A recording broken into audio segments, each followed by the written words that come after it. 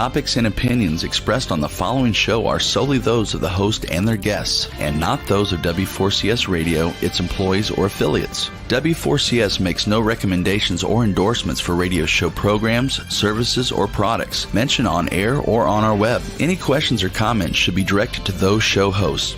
Thank you for listening to the Cancer Support Network on W4CS.com.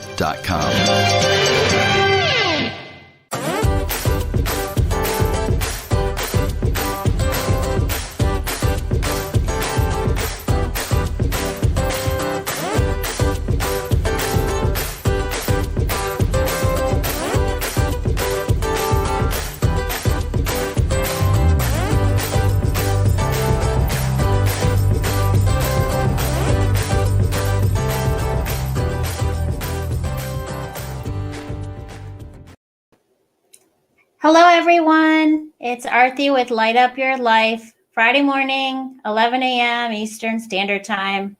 And here in Virginia, it's really sunny and warm, and I'm spreading that warmth to those of you who don't have some sunlight today. And I'm really excited for our special guest today, because actually he's a family member, a dear uncle to me. He is a retired pediatrician, recently retired, carries a wealth of experience and knowledge of children, of health.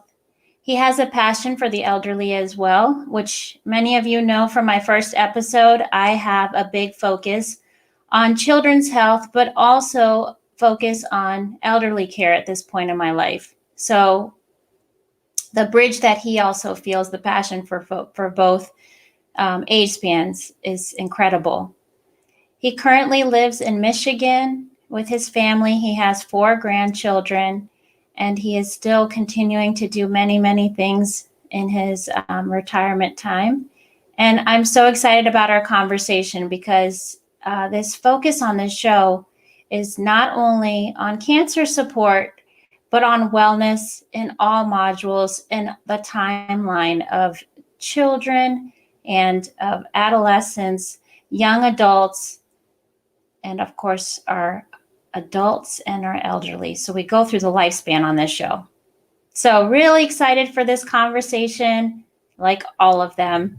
I proudly introduce Dr. Inderjeet Sani. Hello, Arthi. Hello, welcome. Thank you. Yeah, thank you very much for giving me the opportunity to share my experiences of last 42 years and almost 50 years of taking care of the children, and what I have learned and how to share my experiences with audience and the other family members who are listening to it. I'm very excited and proud being on this show. Thank you so much. So, Dr. Sani, can you just start off by introducing how you got into pediatrics and that focus story real quick with us? Yes, when I was a child, obviously I was born and raised in India before I came in 1968. I always used to love children, and I came to the United States to become a postgraduate degree in pediatrics. And I stuck with it for 52 years as a pediatrician because I loved to be pediatrician all the time. It's a very exciting field. It has a very large span of the pediatric field from the conception of the child to the age of 18 years, because then they become adult. So it's a lot of variations, a lot of stages of life, and a lot of growth in the sense of physical growth, mental growth, emotional growth, psychological growth, and spiritual at some point.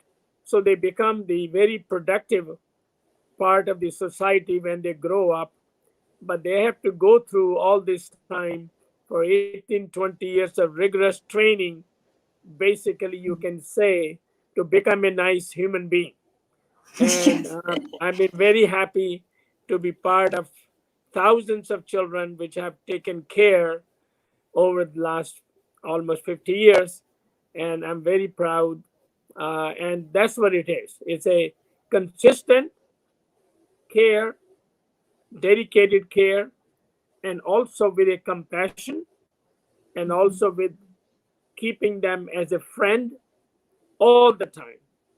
Because the children's growth doesn't happen if it is not a teamwork of the family, pediatrician, and other elders who are well wisher for that child. So Mhm. it's a very lifespan. And so that's what I got into it. Although I got my training in hematology and oncology in pediatrics for cancer, but Mhm. after a few years, I decided to be a general pediatrician, which is more rewarding to me and Mhm. which have been a part of my life. And I'm very happy that I did that, my part. That's wonderful. I love hearing stories of when people have felt satisfied in their lifetime with the career choice that they've chosen because it is such a big part of our lives, especially this medical field, which is a way of life, don't you think? Yes, yes, absolutely very true. Now, what I've done, because it's such a big topic, so really concise that according to your format of your show, you Mm-hmm. know, a, a child life starts when at conception. We only see the child after birth, but the human being start after conception. So from the conception to the birth is a one phase where family member or parents do not see the baby, but they still have emotional connection, psychological connection, and they devote time for that unborn child. So that's Mm-hmm. how it starts, a goodwill for the unborn child. The family will learn what to do during pregnancy. Family will adjust to the lifestyle. They adjust to the food they eat because of the sake of the baby. They will not argue, they will not fight because people say it affects the baby. So the bonding between the parents and the unborn child starts during pregnancy, and Mm-hmm. everybody is excited for the birth. So the mother will not get involved into the alcohol, drug, and everything. Why? Because of the baby. So they want to make the sacrifice, not smoking, no alcohol, no drugs, and maintaining a good lifestyle and good music, good stories, easy time in the family, because mom is always thinking about the baby. So baby becomes the Mm-hmm. primary focus in life than herself. So that's where the bonding starts, and which continue even after birth. And so that's a phase number one.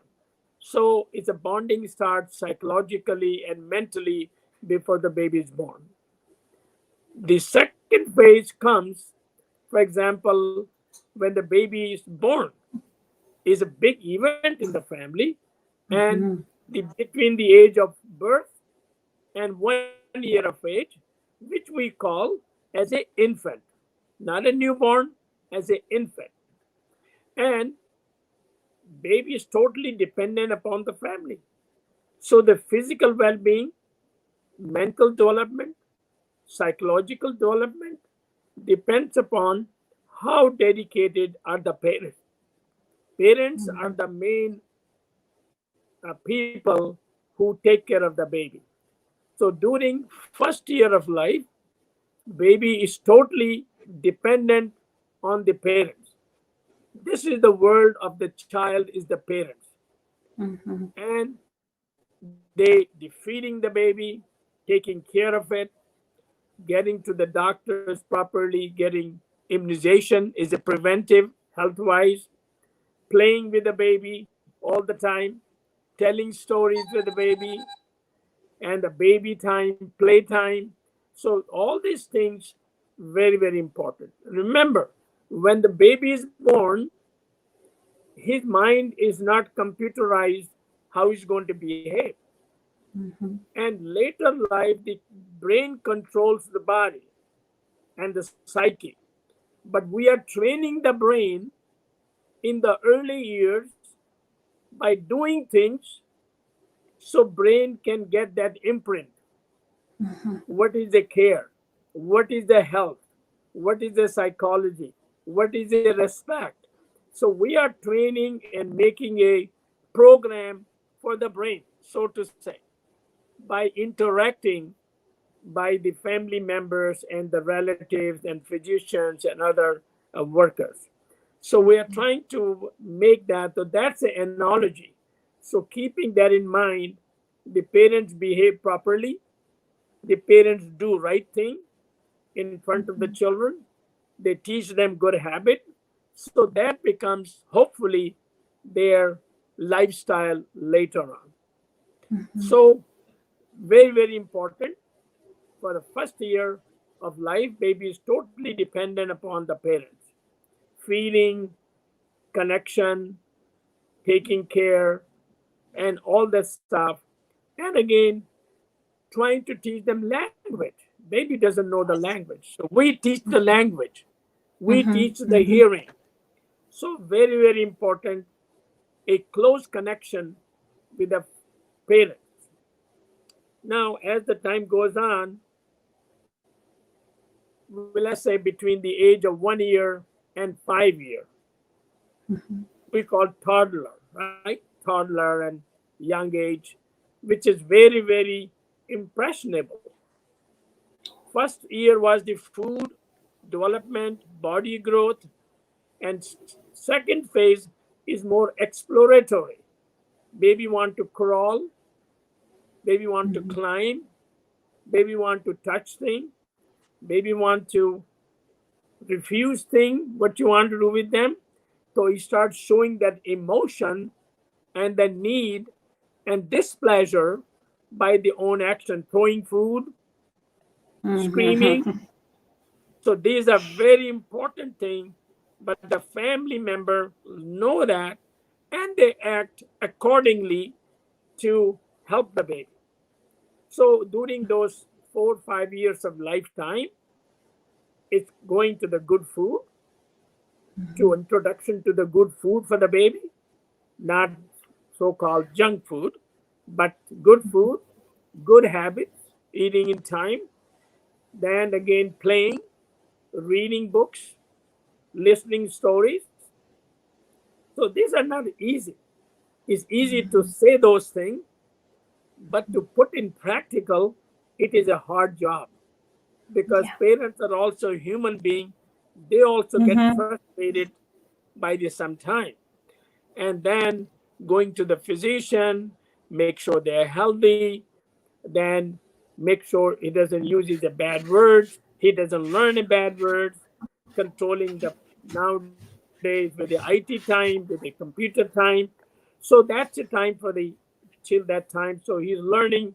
So the parents, grandparents, relative become his circle become bigger of interaction. Below the age of 1 is only the parents. Mhm. Between 1 to 5, it is the family member who comes and hug him and give him love and affection. So he starts recognizing who is the mom, who is the dad, who is the uncle, and who is the grandpa, and who's a stranger. So he learned that. Mhm. So he's developing his psychology, his emotional during that time. Now, when he comes to between age of, let's say, 5 to 13, now his horizon of interaction even expands. Remember, first year only family, Mhm. second phase extended family, third phase comes down to when this is school. When he goes to school, he's exposed to not the family but outside world, outside. So he'll learn things from the school much faster because there is no Mhm. inhibition, because there are a lot of restriction in the home. So he learned from outside. He learned about studies, his health, and he's all the good thing, good manners, and people learn who their family members do for their livelihood. They catch that and they get inspired by the stories. So, the very important phase. The last phase is teenager phase, which we all know and experience is the most challenging. Challenging for the child, Mm-hmm. challenging for the family and the society. See how the Yes. expansion for society also Mm-hmm. between the Mm-hmm. age of 13 and 18 year of age, they're growing very fast. Their body physical dimension changes, and they sometimes wonder themselves what's happening to them. Mm-hmm. They grow taller, they become more muscular, they become more aware, they want to act like adults sometimes. They're not mentally mature, but they want to do it. And it becomes very frustration for the family member how to deal with it. I've dealt hundreds of people in that arena. So, and then they become very aware of their weight, aware their face look, aware their acne, aware their Mm-hmm. social acceptance. So during that age, Arthi, it becomes them how they are accepted in their peer group. Yes. So the family become a secondary. Mm-hmm. They have their own ideas. They listen to the family, but they balance them with the idea what they learn outside Mm-hmm. because they are more versatile. So they have a home life and they have an outside life. And outside life affects them more at that age. And then they want to be act like adults, which is good, which shows a maturity. And then, but we have to be always what the family member do, what the doctor does, what a counselor does, what a directive to help them out is to keep them in a right direction of life. They don't Mm-hmm. want to control. They have no way to control and direct, but to share with them. By sharing different platforms, they learn good things. For example, they act out in teenagers. The number one cause of death in children is accident, and they're very daring at that age. They don't see the death. So, so that's why the adult people is to give, like I used to give advice to them about not to get into bad stuff, no alcohol, no drug, no smoking, no wasting time, right? And then be some aspiration what you want to do in life. So they need some guidance either from the family or friends or relative or from a doctor who they trust. And because they had been coming to me since birth over the years, so I become their continuous friend at different ages of life. So they trust very much. And when I speak to teenager, I always have the parents sit outside in the waiting room. So they develop that confidence. And Yes. what you tell me is you and me, and then they Mm-hmm. open it. Yeah. Children don't open up in teenage. They give Mm-hmm. very short answer, yes, no, Mm-hmm. and they nod Mm-hmm. their head. They don't Mm-hmm. speak. So this is a art of a pediatrician to become their friend, gain their trust, and then they open up, and then you can help them. And when you tell them, look, I'm there to help you. Yeah. And one thing I always tell everyone that God made everyone a good person.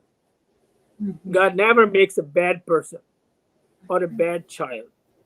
So you have a lot of potentials. You're good. You can be anything. So don't try to be good all the time. Don't try to please everybody all the time. Don't try to do something that my mom will like, my dad will like, or my teacher will like all the time. Okay. If you do that, pleasing everyone, I can assure you you'll fail Mm-hmm. because their expectation will keep on rising. That's right. And one day you won't be able to fulfill them. So you try not to be good, not to be very good, but you try not to be bad. If Mm-hmm. you if you try not to be bad, you're already good. So That's you don't have right. to try not Mm-hmm. to be bad, like not to be waste time, like not to go into smoking, alcohol, drugs, wasting time in school, pay focus and attention, and learn about the life skill, what you want to do. You choose about 2 or 3 profession now.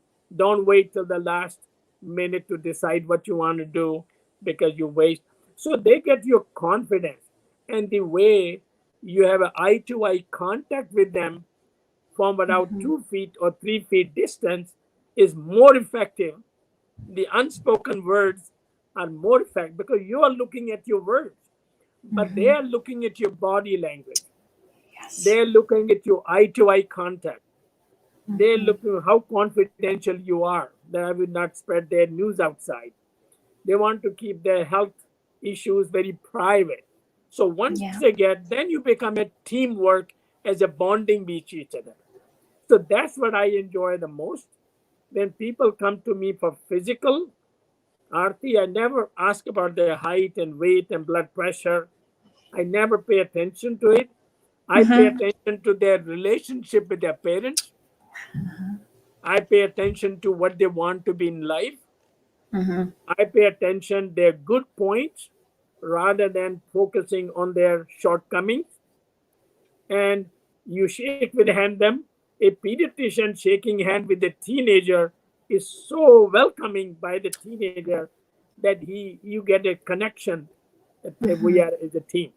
So that has been the success part of my life, and I enjoy that very much. You talk about travel, you talk about their soccer game, you talk about their thing, not talk about their health, height, weight, blood pressure. Mm-hmm. So then they Mm-hmm. get connected and they get the benefit. So I think it's a very challenging thing, but if you start enjoying it, then it's Mm-hmm. become a fun. Then it's not Yeah. a challenge. And and you always tell them that hey, everybody can be right and wrong. Even doctors can be right and wrong. So don't worry about it. Mm-hmm. But you be very honest to yourself.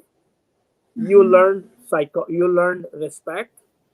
If you want respect from other people, you have to respect them first. Then it comes Absolutely. automatically.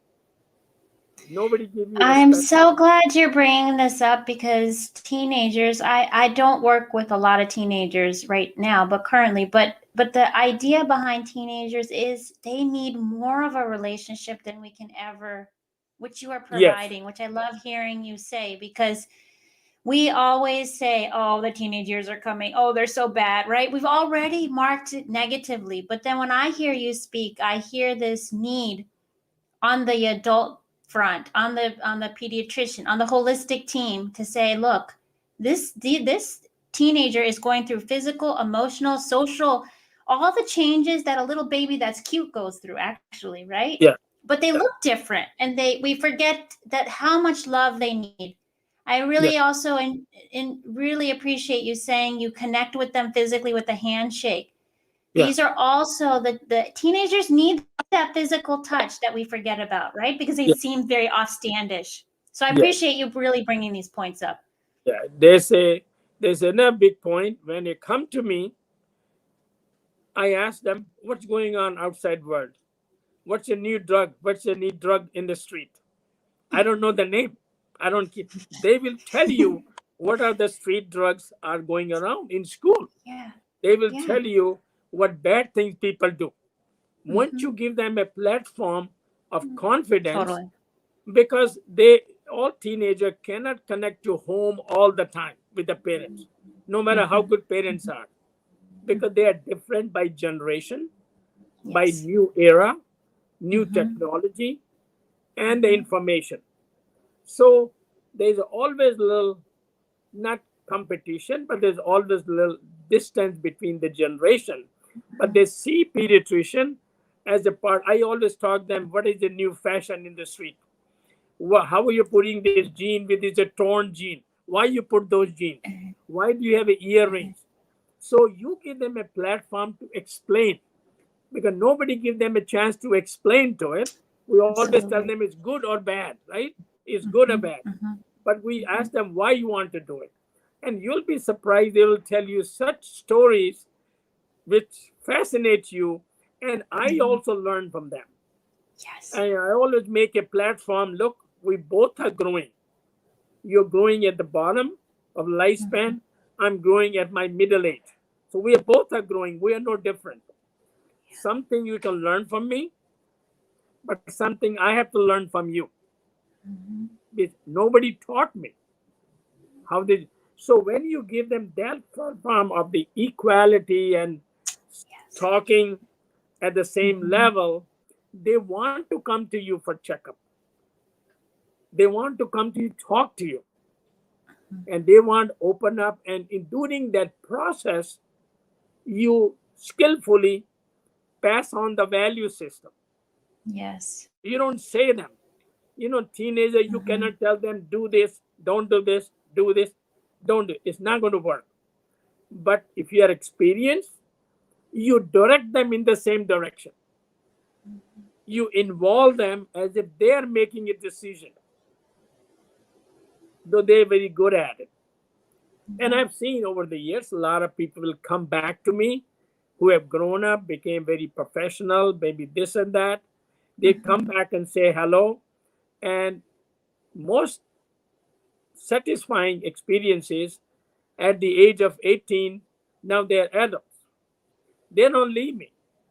I have patients till the age of 30, 35, 40-year old. They're married, their kids, they still come to me. And I've Mhm. seen sometimes parents and their children in my practice, because I always used to say, I'm a pediatrician, but I became a human being first, That's right. and I became a doctor first.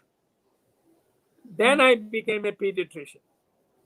Mhm. So I can see everyone, and a lot of people will ask me, Dr. Sani, now we are grown up, now you cannot see us because Mhm. we had to go to adult doctor. We hate to go to adult doctor. So I always tell them jokingly, my practice is open. I Mhm. see mostly pediatrician, but my practice is open. Anybody who do not call themselves old, they can come to my practice. So it's up to them. See, you're not staying Uh-huh. now, you don't come to me. And Mhm. during girls, especially, they change because they would like to have a female doctor, but they still come to me, and they will other people come. So idea is we are as a counselor. We're not Mhm. dictator. We don't give them an absolute knowledge. We show them the way, and by showing them the way, you are developing their instinct, Mhm. developing Yes. them right and wrong thing, right? Mhm. Because they come across you as a good human being, happen to be a doctor, but you are their friend, right? Mhm. So Mhm. they will listen to you. So you as their guide and counselor, and that's how you develop. And you ask them their spiritual health. Hey, how do you do that? You under tension, you under anxiety. How do you handle it? Do you close the door? Do you slam the door? Huh? Mhm. Do you curse your parents or you curse your friends sometime? Do you shout, right? So the question is, you give them a way as a team to cope with it. You cannot take care of their situation, you cannot handle that, but you give them a means, and you give them a sometimes spiritual health. Say it's good to believe in something. That's what I believe as a human being. But to give them a way to control your emotion, control your spiritual thing is very important. And life is not food and water and money and how you grow up, big house, a big everything. So you have to be a good human being. I Mhm. always tell them I would like to be a good human being with a mediocre financial, but a good human being to help other people. And one thing I'm trying to install in them, see, whatever I became, as an example, I tell them, a lot of people contributed to my growth. Some I know, some I don't know. They help me from outside, spiritually, mentally, my grandparents, my ancestors, all the stuff. So remember, what you are today is not because of you only or your parents only. There's a lot of people contributing. So now it's your duty to pay back to the society and start thinking now, paying back, doing the kind work, do the volunteer work, okay? Learn a good language, learn a good connection, forming a network. And also, yes, you contribute as a donation, maybe a $1, maybe 25 cents to the people who need it. So this is a learning you have to do at the same time. So my job as a pediatrician is to enlighten their horizon in their physical health, their mental, showing them a pitfall, and tell them how to be a good member of the society and the caring member of the society. And it's a constant, ongoing thing, right? It is not a one-time lecture. You need a support. Sometimes they will come back and cry. Sometimes the parent come back and cry in front of me that what's happened to their child. So I have to console the family, counsel the family on one hand, and then counsel the child on the other hand, right? So that's a very interesting field. So it's not just limited to the health and disease and care, is insisted to the holistic approach of the whole family. Holistic approach of the whole family. So that's the fun about it. And that's what has sustained me to practice for almost 50 years. And I still, although when I'm retiring, people were very sad. They were crying. They were all the stuff. But they will still ask me, Dr. Can we still call you after you retire? So I gave everybody my cell phone. You can call me. You know, they don't call me. It's a transition they're afraid of, right? Yes, yes. I told them there are a lot of good doctors like me or even better, but we all as a human being worry the transition period, which is about 6 months, 1 year, whatever. So you have to be standby with them. You can't say, hey, I'm retired, don't call me. No. They still call me for advice. I say, I'm still a doctor even after retirement. And because the funny thing and practical thing I tell you, Aarti, I live in the same area where I practiced for 50 years. I live in the same city. Okay. So my patients, their parents, their grandparents meet me in all the shopping center, all the restaurant, all the Burger King, or wherever I go, they see me. I go to Ace Hardware, they're working as cashier, they come and hug me, and they come and say hello to me. So that's the greatest reward for me personally. And that happened, Aarti, because I live in the same area where I practice all these years. Yes. So whole community is my family, extended. Sometimes I tell them, look, who are you? When used to see us, I think you have to tell me your name. I don't remember. But see, I'm saying the benefit for me also. Yes. It helped me psychologically, not them. So I'm in the same bracket. I'm helping them. And they're helping me by associating and respecting me and paying the, hello and hi from that side. Yes. So I've taken care of 3 generations at the same time. Grandparents used to come to me. I've seen their children. I've seen their grandchildren. So it has been a very rewarding experience for me. I cannot find any other. And I have sent 5 or 6 people to become a pediatrician after they came in touch with me and get inspired. So it's very happy to help children in all the thing. And now the concept of holistic medicine is coming, is here from last 25 years, is catching up. The natural healing is coming up. Eastern culture healing methods are becoming popular here. So people getting a concept of holistic medicine. Before used to be, what is that, right? They used to be concept. Now people have to worry about their physical, their psychological, their religious, and environmental health. Environmental is a big health. Eating a good Yes. food, going to the open spaces, maintaining all the pesticide free and all this stuff. They're all health related, directly or indirectly. So the future is very bright for young people to be a. My aim is always the person had to be a good person. If he's mentally good, and the happiness comes from the inside of your heart, doesn't come by anything else outside. So we trying to tell even the younger people, younger generation, and the young parents also, that you spend more time with your children, not expecting them to be a high degree holder all the time. People in life hold so many degrees, but ultimately comes down to what they do with the degrees. And degrees of being a good human being is the best degree. Yeah, And absolutely.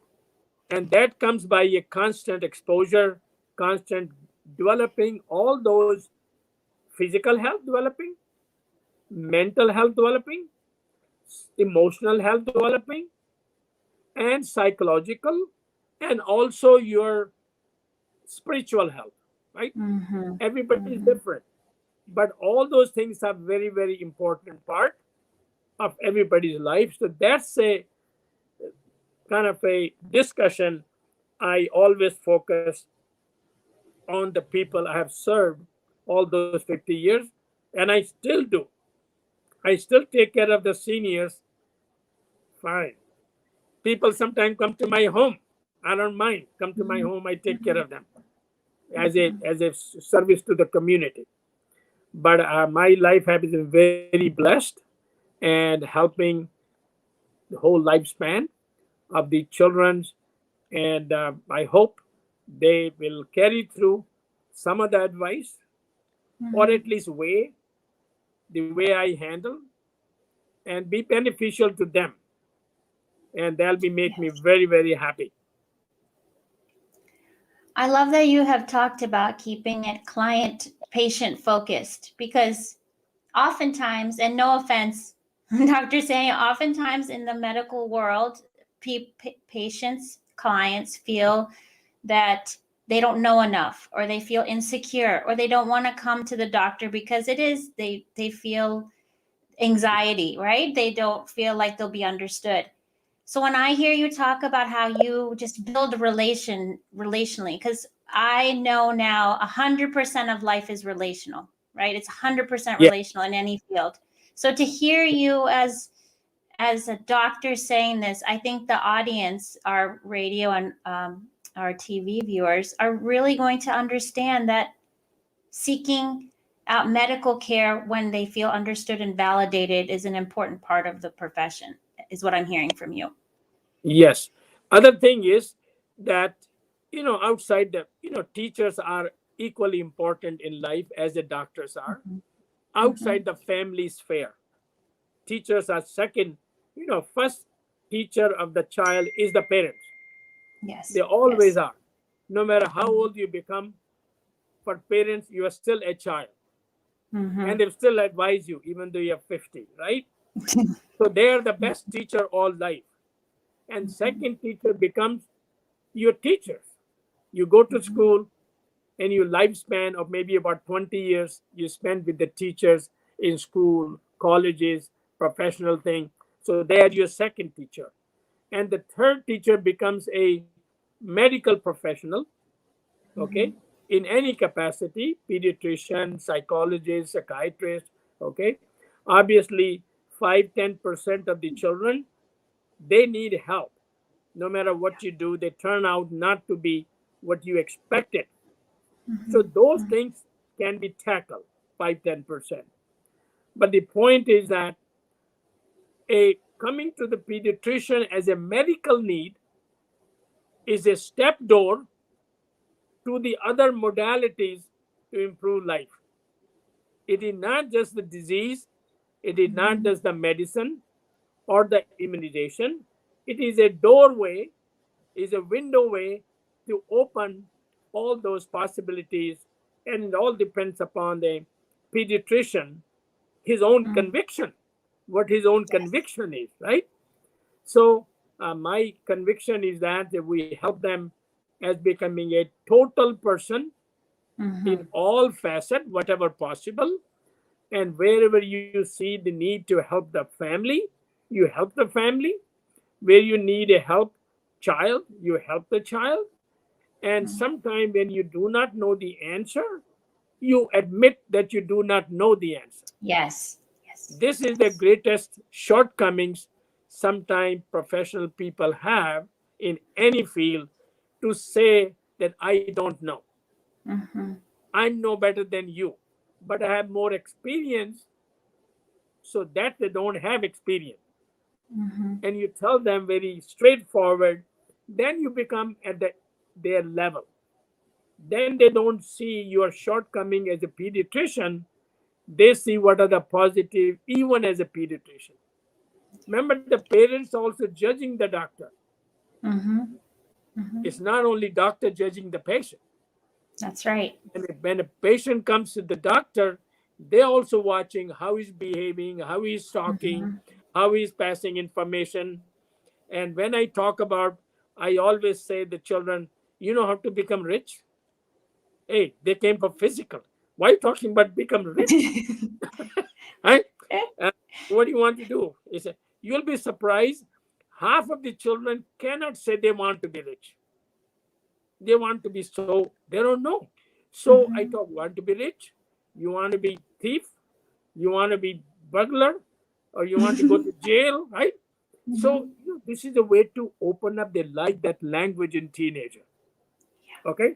So the question is to give them information in whatever format you can give them, and you are watching them eye-to-eye contact. Are they listening or not? There is no idea of keep on giving a lecture like a professor and your audience is not listening and they're yawning. Right? So this is a tactful that when a counselor or a pediatrician is advising the family or advising the child, he knows what extent he can go. Absolutely. When he judges that they're not paying attention to it, he doesn't have to get upset. He just changed the topic in different way so they feel comfortable. And wait for another day to go on that topic, right? So this is a art of practicing, like art of living, art of practicing pediatric practice or adult practice. So beside the degree, beside what I learned in medical school, doesn't count. It only counts the relationship you develop. And most of our mothers and our grandparents were not very highly educated if you go back 50 or 100 years back, but they were good human beings and they gave all the education without being a degree. So, and I always taken care of my practice of poor people, always, of 50 years, because we came from India. We have seen people with less money and less financial resources, but they still need help. So my attitude has been always like that. Take care of everyone. They have insurance, no insurance, okay? And they have no money to pay today. Don't worry, they'll pay next time, right? But you have to take care of them. So with that kind of an overall experience, people have stuck with me in hundreds and thousands of numbers over my years, right? So it's not a personal success. My success is counted on how many people I help or how many children I steered in the right direction, have mentally, physically, psychologically, spiritually, and holistically, and becoming a good person and their friend. And I'm never hesitant to say, I don't know. And I tell them, family had to teach me also. Totally. So that's have been my. That's wonderful. Dr. Sandy, we only have a few minutes left, although I could talk to you about all this forever because your approach is so great. So can you share a few parting thoughts you have for our radio and TV listeners, especially just maybe some tidbits on your advice for how to deal with maybe just a little bit with the coronavirus as we are approaching a new era in the coronavirus? What are your tips on helping parents with their children? Well, okay. Again, because coronavirus is devastating not only physical health, which we all know, make you sick, it also affecting psychological health. It also worry is about the sky is falling on their head. Teenagers, right? They're very afraid. You know, young children don't know what's the coronavirus. 5, 7-year-old, 10-year-old, they may not, but the teenager do. Yes. So they need to be reassured that thing will be fine. You have to show them a future, distant future picture, not current picture. What's happening? How many people dying? How many people in the hospital? How many shortcomings we have in the hospital? They don't have this. They don't have that. Okay. So if you talk the same way, then they heard this all the time. Yes. It's nothing new. You're not hearing That's true. So you want to do as a counselor to them. You cannot do anything with the disease, right? Counselor, you show them a little good picture 6 months from now. You focus on that, right? And you focus on that, then you say it is affected very much. Coronavirus is one thing. The effect of the coronavirus means homebound all the time. They cannot go out, using all the time electronic gadgets. And so they think life is coming to an end. Some people, depending upon their mental status. So idea is to tell them, hey, fine, we all will be here. It's a new disease. Don't worry. Everybody's doing their best. Government is doing their best. People are doing their best. So you should do your best. And don't worry. That's great. The more you repeat, don't worry, it'll be okay. You are a good person. You have a good immune system. And they say, what is that? You have a good immune system. You'll fight it out. And luckily, coronavirus does not affect young people that much. Does not affect young people. Very minority, maybe less than 1%, even less than that. Then they don't get very sick. They can give to other people. They don't get very sick. So you do on a positive basis. You give the positive feeling, right? Totally. And you're doing that personal empowerment. Yeah, and personal then empowerment. That's great. Tell them you're doing good. You're putting a mask. Good. You're 6 feet distance. Good. You're washing your hand. Super good. Okay? Yes. So you tell them what they're doing in a positive sense and tell them, hey, we all are here. Don't worry. So that's what they need from me. They don't need any medicine. They didn't know any particular instruction, right? So by having that communication, it really helped very much. That's what I handle. That's wonderful. Dr. Sandy, our time is up for today, but I would love for you to come back if you can in the future. And thank you so much for your time. Absolutely. I'm so very happy for you. And you are an inspiring person of your own self, taking a lead on this thing and helping people with your educational background is superb. But mainly, you are a good human person and you have good emotional thing and you're acting out and taking steps to do it. I'm very proud of you. Right back at you. Thank you so much. Those of you who want to ask any questions, you can refer them to me at theaholisticlifecare@gmail.com. Thank you so much. We'll see you next week.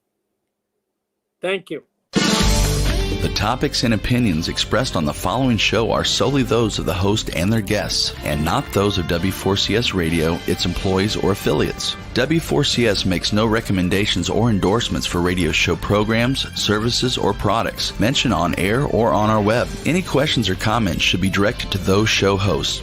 Thank you for listening to the Cancer Support Network on W4CS.com.